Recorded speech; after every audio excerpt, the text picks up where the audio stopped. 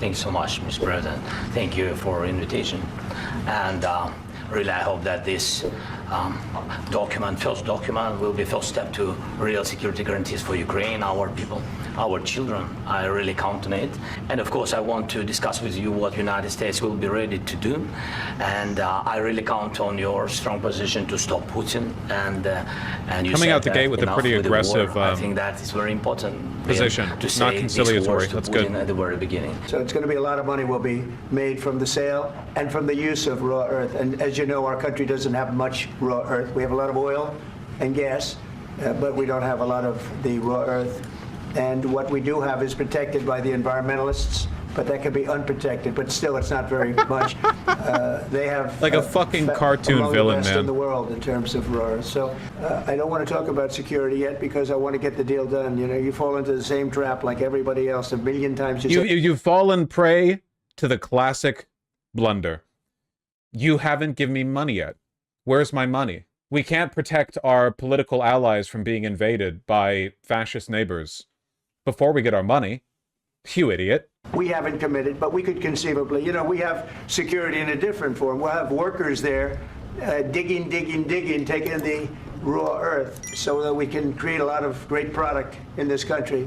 It is kind of a relief that Trump is stupid enough to make his antagonism known. If Trump and the Republican Party were anywhere near as good at political maneuvering as, say, I don't know, Vladimir Putin, it would be way harder for Europe to break away from us, you know? Like, it is nice that Trump is literally sitting here on, like, a gold chair saying, you know, first we want money, dig up the money, give us the gold, raw earth, baby, yeah, let's go. Give me the raw earth, yeah, then we'll talk about security. I don't really care about that, though. I just want the money. Like, if it, you know, it is nice that he makes it easy, you know? What makes America a good country is America engaging in diplomacy. That's what President Trump is doing. Can I ask you? Sure. Yeah? Here we go. Okay. So he occupied our parts, big parts of Ukraine, parts of East and Crimea. So he occupied it on 2014. So during a lot of years, so I'm not speaking about just Biden, but those time was Obama, then President Obama, then President Trump, then President Biden, now President Trump, and God bless, now President Trump will stop him. But during 2014, nobody stopped him. He just occupied and took. He killed people. You know what the contact 2015. 2014. 2014 and 2015. 2014. Yeah. So. Thank you for your contribution, Mr. President. Thank you. I was not here. Yeah, but that's exactly right. Yes, but during 2014 till 2022, yeah, the situation the same. The people have been dying on the contact line. Nobody stopped him. You know that we had conversations with him, and we signed with him. Me, like a new president, in 2019, I signed with him the deal. I signed with him, Macron and Merkel. We signed ceasefire. Ceasefire. All of them told me that he will never go. We signed him with gas contract. Yes, but after that, he broken the ceasefire. He killed our people, and he didn't exchange prisoners. We signed the exchange of prisoners, but he didn't do it. What kind of diplomacy, JD, you are speaking about? What do you mean? I'm talking about the kind of diplomacy that's going to end the destruction of your country. Yes, but if Immediate antagonistic response from JD Vance because his bullshit, like, zero IQ medial argument has been destroyed. Like, if only diplomacy had stopped this. Well, Trump was here. Trump was here for the whole 4 years of Russian occupation of Crimea and the Donbass, you know? So he instantly gets mad rather than... He treats it as an accusation rather than as a question because he knows that he's lying and he doesn't like that it's being questioned.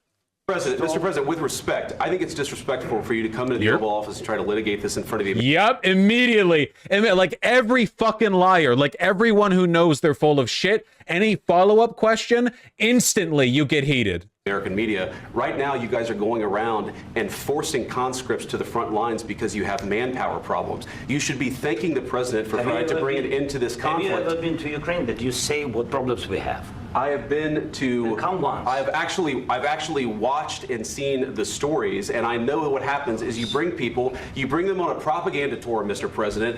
Do you disagree that you've had problems? Bringing people into your military? And do you think that it's... I can't believe a country that's facing annihilation would conscript people. What does this even mean?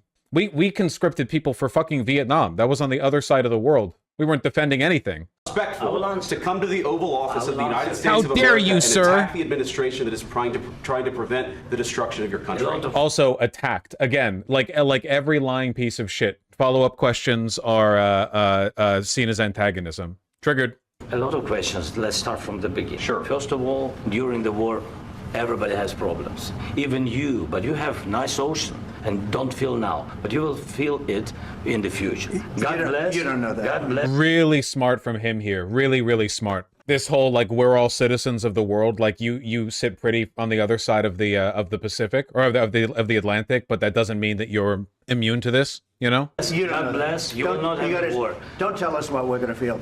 We're trying to solve a problem. Don't tell us what we're going to feel. I'm not telling you. Because I'm you're in no answering on position this to question. dictate that. That's exactly Remember what this. you're doing. You're in no position to dictate what we're going to feel.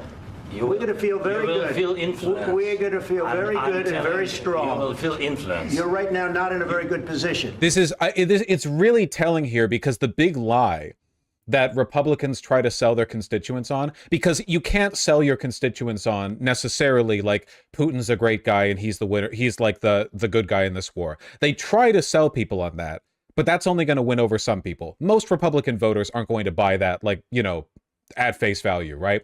The real thing they try to sell is disingenuous, phony isolationism. You know, they're all the way over there. Why does this matter to us? Why are we bothering? Why are we getting involved? Why are we spending money? So the reason Trump's getting so offended here so quickly, which kind of like a break, because normally he's either too stupid or too senile to like keep up with a lot of the stuff that's being said directly at him, as has been shown in this press conference, is because Zelensky's refuting that, you know, the myth of isolationism. Folks, isolationism as a concept didn't work back in the 30s. It sure as shit doesn't work today. It did not work back before we had cheap international flights and global trade and like stock markets that are digitally synced. You know, it didn't work back when the majority of the economy was like people digging potatoes out of the ground. All right, it sure as shit does not work today. You've allowed yourself to be in a very bad position, and he happens to be right about it. From the very beginning of the war. You're not in a good position. You don't have the cards right now. With us, you start having I'm not playing cards. Right now, you don't. You're playing cards. Mr. President. You're playing cards. Serious. You're gambling I'm with the lives of war. millions of people. You're gambling with World War III. You're gambling with World War III. And what you're doing is very disrespectful to the country, this country, that's back to you, far more than a lot of people said they should have. Have you said thank you once?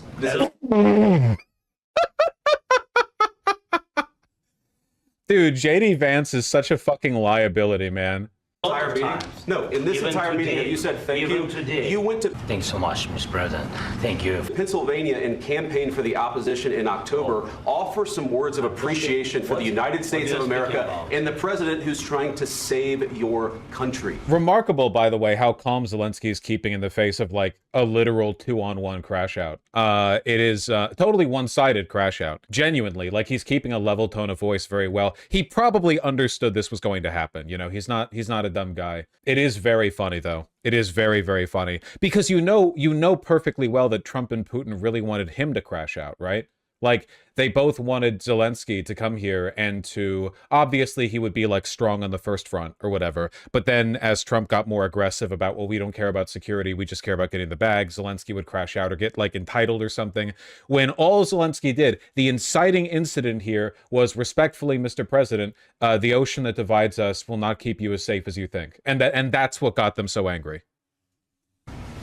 Please, you think that if you will speak very loudly about the war, He's not speaking loudly. He's not speaking loudly. Your country's in big trouble. Can I Wait a answer? minute. No. You've done a lot of talking. Also, Trump has never talked this way to anyone. To be clear, like, when was the last time you saw Trump being this aggressive? He really likes Putin, man. Your country is in big trouble. I know. You're not winning. I know. You're not winning this.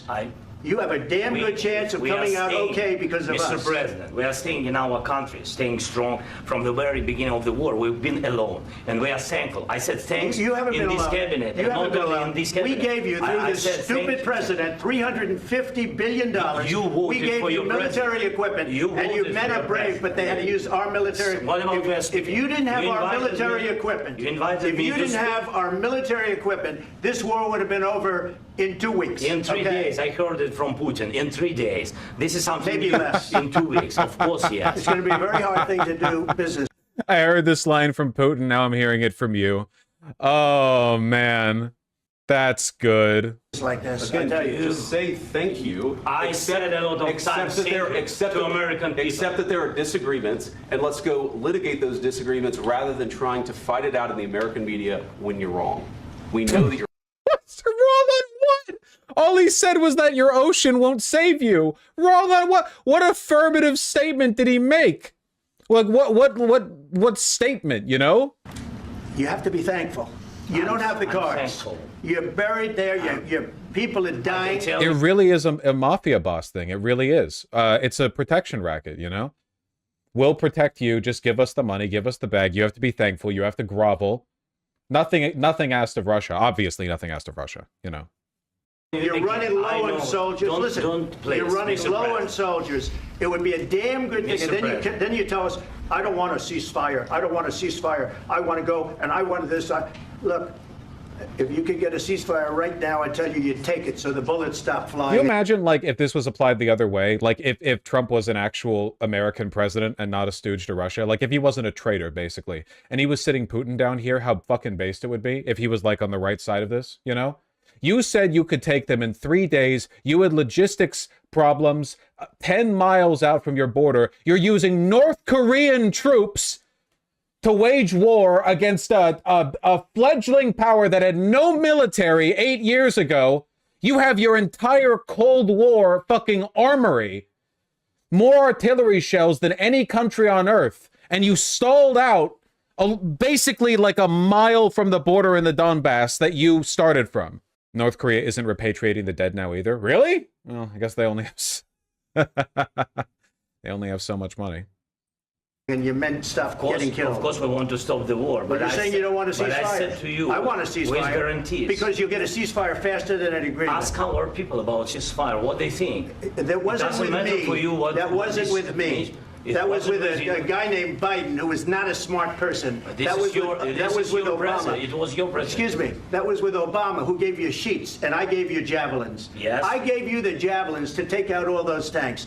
Obama gave you sheets. In fact, the statement is Obama gave sheets and Trump gave javelins. You got to be more. What is this? I don't know what he means by sheets. I don't understand the reference. Does he mean 2014? I don't know if he means like paper. Okay, like just paper. Okay, so he means like sanctions, I guess. Like bed sheets? I don't know. It's irrelevant. We don't.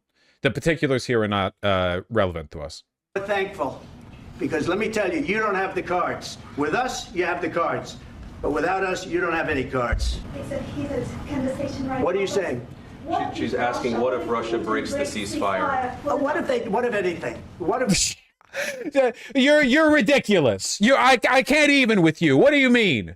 He wouldn't lie to me like that. The deal master, the actual fucking crash out dude, the president of the United States of America. What if a bomb drops on your head right now? Okay? What if they broke it? The problem is, I've empowered you to be a tough guy.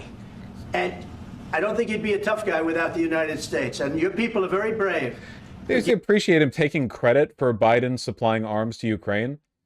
Like he's been running this whole like why are we involved bit for so long, but all the armaments that we've sent were under Biden. You know what do you mean we? Who's we, motherfucker? Is he in the room?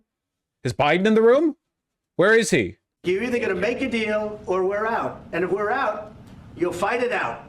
I don't think it's going to be pretty, but you'll fight it out. But you don't have the cards. But once we sign that deal, you're in a much better position. But you're not acting. The deal with no security guarantee. The deal with a ceasefire, and when he was asked what happens if the ceasefire is broken, Trump said, what happens if anything? What if a rock hits your head? What if a bomb falls on your head? You know, that deal. At all thankful. And that's not a nice thing. I'll be honest, that's not a nice thing. All right, I think we've seen it enough. What do you think? This is going to be great television, I will say that. Truly incredible stuff.